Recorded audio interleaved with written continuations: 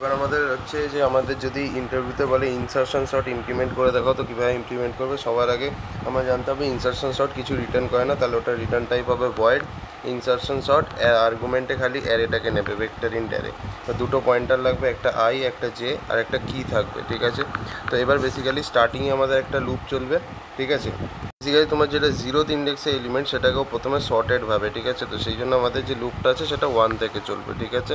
তো তাহলে 1 থেকে একদম এন অবধি যাবে, মানে অ্যারে ডট সাইজ এক ঘর করে ইনক্রিমেন্ট হতে হতে যাবে।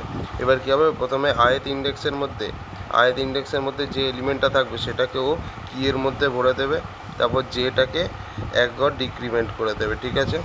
এটা হচ্ছে প্রথম কাজ। এই জিনিসটাই এন টাইমস চলবে। বাট এরপরে কী হবে, যদি জে এর ভ্যালু পজিটিভ হয় আর যদি অ্যারে অফ জে মানে জে এর এলিমেন্টের যে ভ্যালুটা আছে সেটা যদি কি এর মধ্যে যে ভ্যালুটা আছে তার থেকে বেশি থাকে, তাহলে কী হবে, অ্যারে অফ জেটা চলে যাবে অ্যারে অফ জে প্লাস ওয়ানের মধ্যে। তার মানে কী হবে, জে এর যে ভ্যালুটা আছে সেটা চলে যাবে সোজাসুজি জে প্লাস ওয়ানের মধ্যে।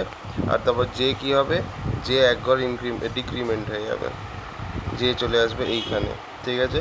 তারপর কী আছে, array of J plus one হয়ে যাবে কি, তাহলে এখন কি কোনটা হয়ে যাবে, দিস থিং। সো এই জিনিসটাই চলতে থাকবে। ইনসারশন শর্ট মনে রাখা হচ্ছে এরকমভাবেই আর কি মনে রাখতে হয়।